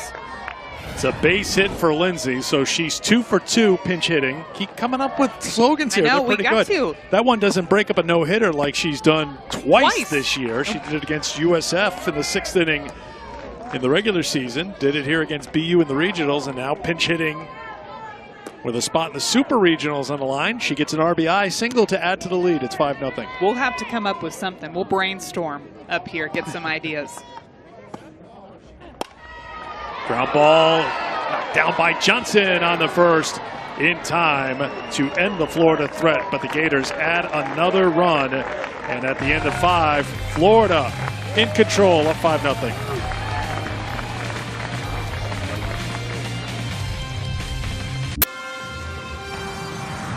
You are watching the NCAA Softball Regionals presented by Capital One. On to the 6th inning here in the Gainesville Regional.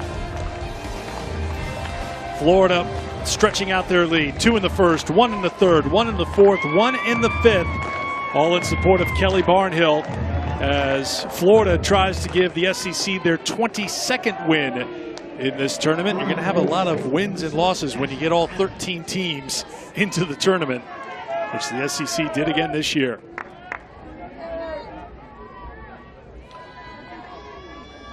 Two, 3, 4 for Boise State here in the 6th. Popped up foul ground out of play off the bat of Ashlyn Adams, who's 0 for 1, was hit by a pitch, reached third base in the first inning. Boise State had runners on the corners in the first, but they have been unable to score against Barnhill. Their last hit was Sang's leadoff single in the 2nd inning. Just a walk issued by Barnhill since then. That was to Fillmore leading off the 4th. 0-2. Like you said, they were able to get some runners on, but Kelly Barnhill has gotten the strikeouts when she needed them. And those unproductive outs like strikeouts doesn't advance any runners, and that's what's been the struggle for Boise State up at the plate today. Fly ball to right. Jamie Hoover, 1 down. 7 in a row retired by Barnhill.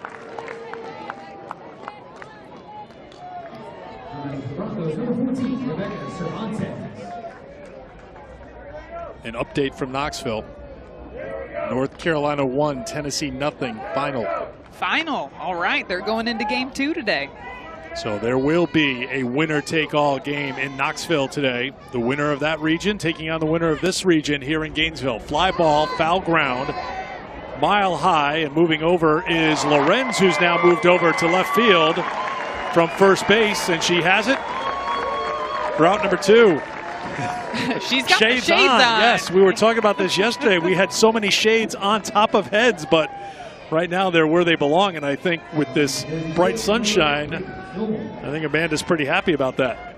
Alex Voss has hers on top of her visor. So here does Jamie Hoover. Going around, but good thing Amanda Lorenz had her sunglasses on for that pop fly. Oh, they're everywhere on top of the visors.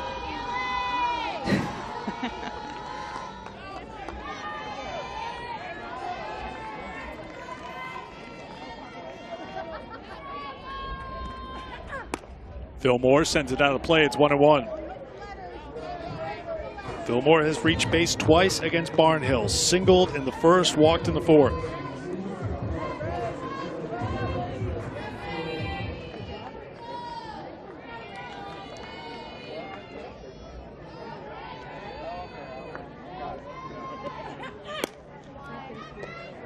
To Reynoso on to Matthews. Another 1-2-3 inning for Kelly Barnhill. Florida now 3 outs away from her trip to the Supers.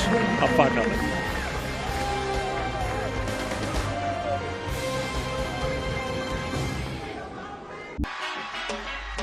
We welcome you to Clearwater. The amount of great matchups and great teams here.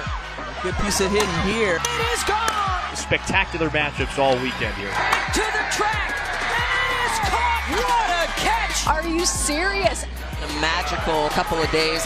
What an incredible event.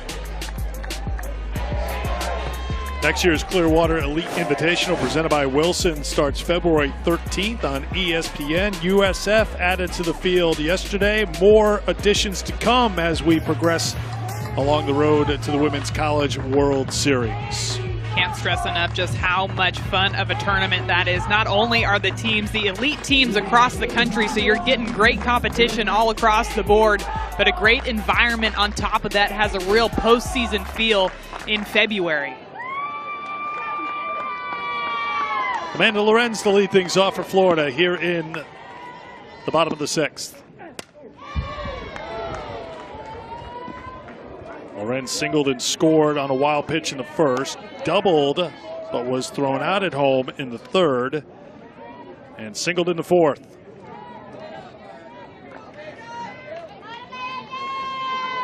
Her average is now up to .427 on the season.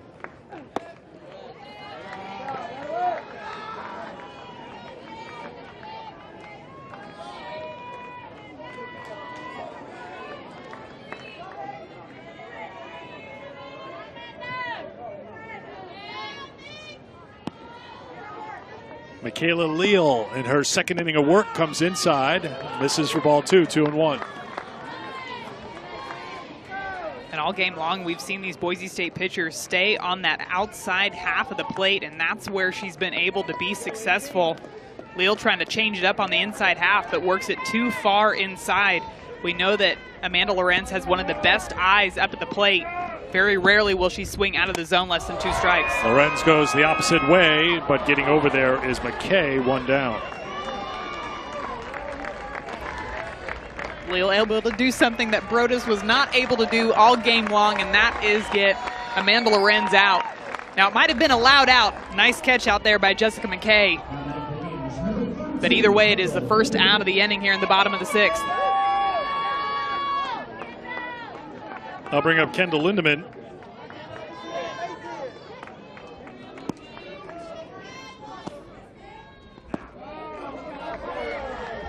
Lindemann walked and scored in the first, singled and scored in the third,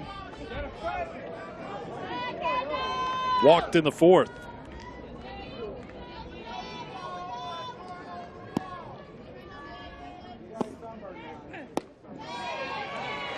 Two and 0.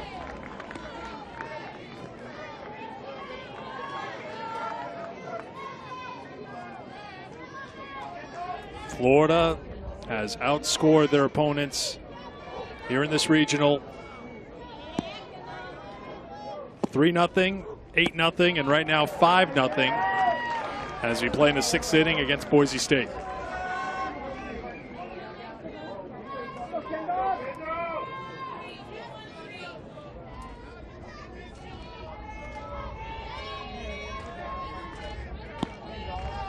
.302 Lindemann.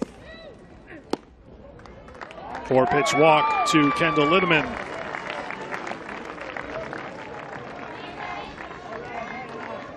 I'll bring up Hannah Adams, who is credited with a single back in the 4th inning.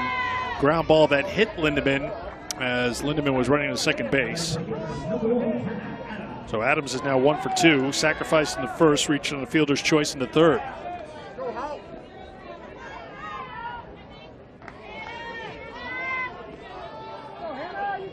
Boise State's been careful with Lindemann today.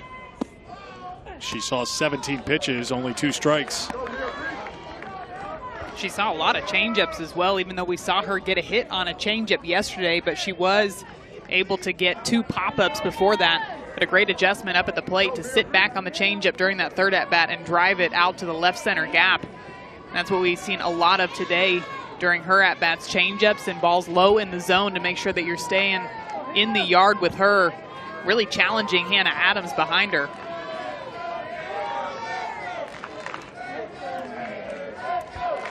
Four hits in the regional for Adams. She takes strike 1.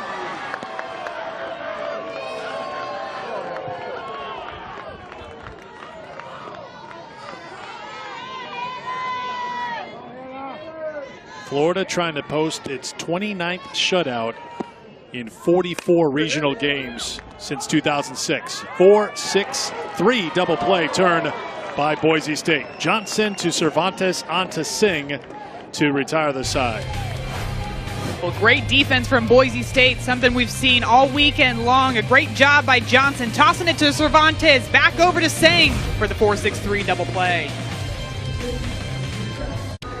Kelly Barnhill, fantastic Gainesville Regional. She is done for the day after going 6 innings, giving up 2 hits and no runs. The other day she said she wasn't really feeling her rise ball, but I would imagine that she was feeling it today, throwing it early and often, getting tons of strikeouts for her team and keeping her team in this game. Barnhill with 6 strikeouts. So for the regional, 15 innings of work, 6 hits, no runs, 2 walks, 14 strikeouts through 94 pitches today. She gives way to junior Katie Cronister to work the 7th inning, trying to wrap up a regional win for the Gators. Of course, Cronister is going to be a completely different look than what we saw out of Barnhill. She's going to throw from the left side. The pitch she likes to utilize the most is that curveball. She will throw it to both sides of the plate, both to righties and lefties. She likes to work up in the zone. She also has an off-speed that she will throw as well. But the key for Cronister in the circle is she needs to get ahead of batters. She needs to throw strikes. That's definitely something that they're going to look for her to do here in the 7th inning. Hometown kid delivers strike 1. McKay, Singh, and Lamb due up for Boise State.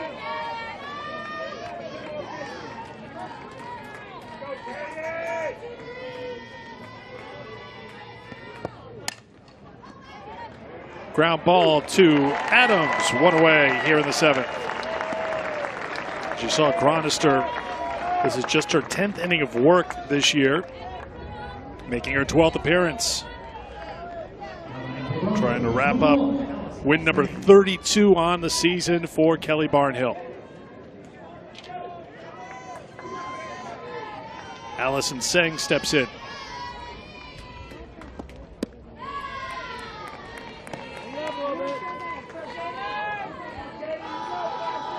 A win here in the Gainesville Regional means Florida will be back here next weekend hosting the Super Regionals against the winner of the Tennessee-North Carolina series. Series that needs a 7th game after North Carolina knocked off Tennessee. So now Tennessee facing elimination as well as North Carolina in that last showdown. And North Carolina has really 2 solid pitchers for them in the circle, in Brittany Pickett and Hannah George. If you remember earlier in the season, they were able to take a series away from Florida State in the ACC regular conference play, holding Tennessee to 0 runs in that game. All they needed was 1 to push across the board to send that game into a 7th. 2-2 the count now to Allison Singh, who has 1 of the 2 hits today for Boise State, singled leading off the 2nd.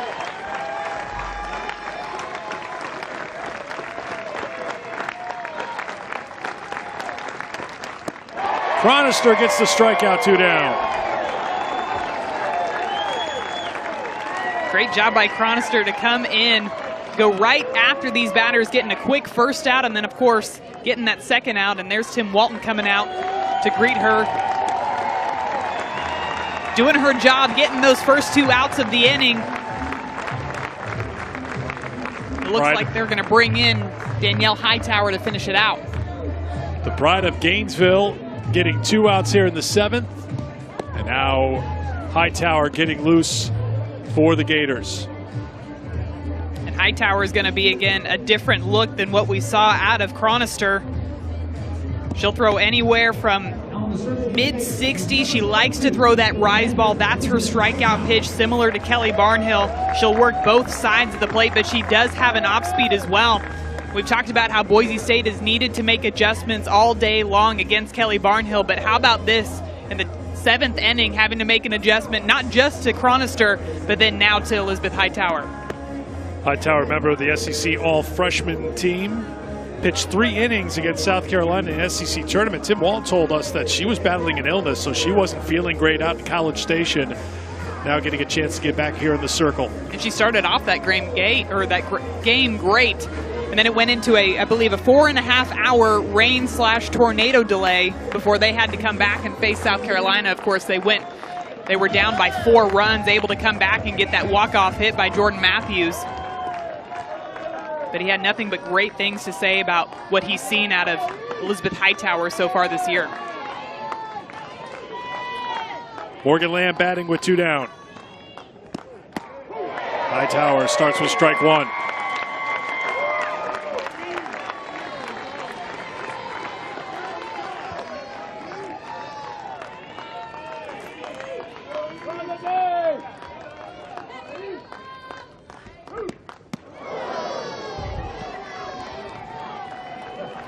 One and 1.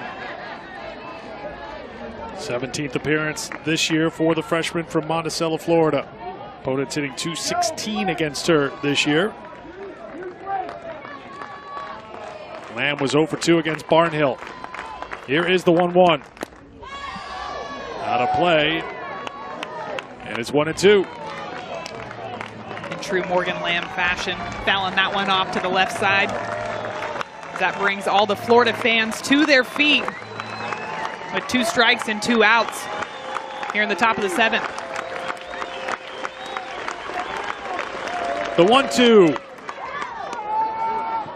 Grounded foul. And we'll do it again.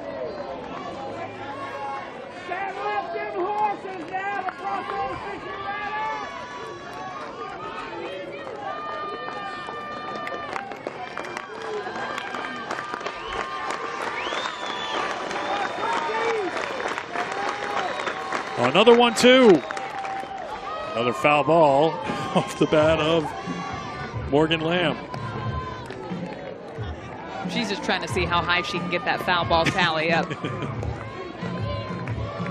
Or in the case of that last one, how high she can get the foul ball, yes, because she's not cheating herself here in this last at-bat.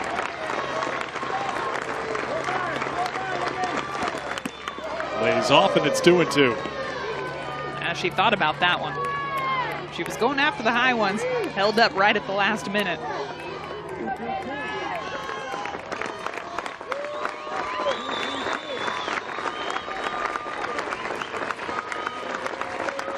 Hightower brings the 2-2. Now goes full.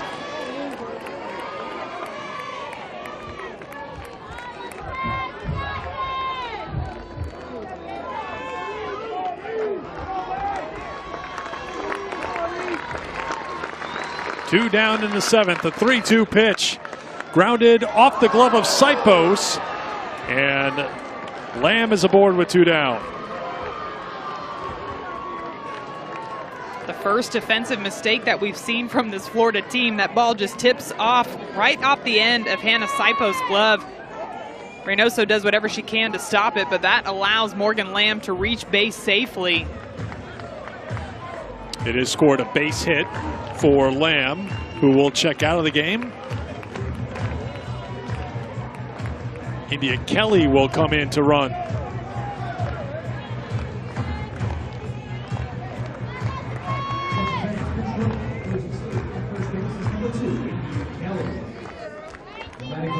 Here's Carly Johnson. Johnson 0 for 2. She fouls off the first pitch. Boise State may not walk out of Gainesville with the regional title, but I think it's going to be tough to top that sliding play at home by Johnson last night against Stanford to get the Broncos on the board, a game they eventually won 2-0 to get here to a regional final for the first time. Fly ball to who else? Lorenz has it. For the 12th time and the 7th straight year, Florida is heading to the Super Regionals. The Gators do not give up a run here in 3 games in Gainesville, beating Boise State today by a final score of 5-0. So the bracket has Florida moving on to the Super Regionals. They'll take on the winner of Tennessee and North Carolina. Coming up next, more regional action. Arizona State taking on Alabama. For Madison Shipman and our crew, I am Eric Freed. So long from Gainesville. Now let's send it to Tuscaloosa.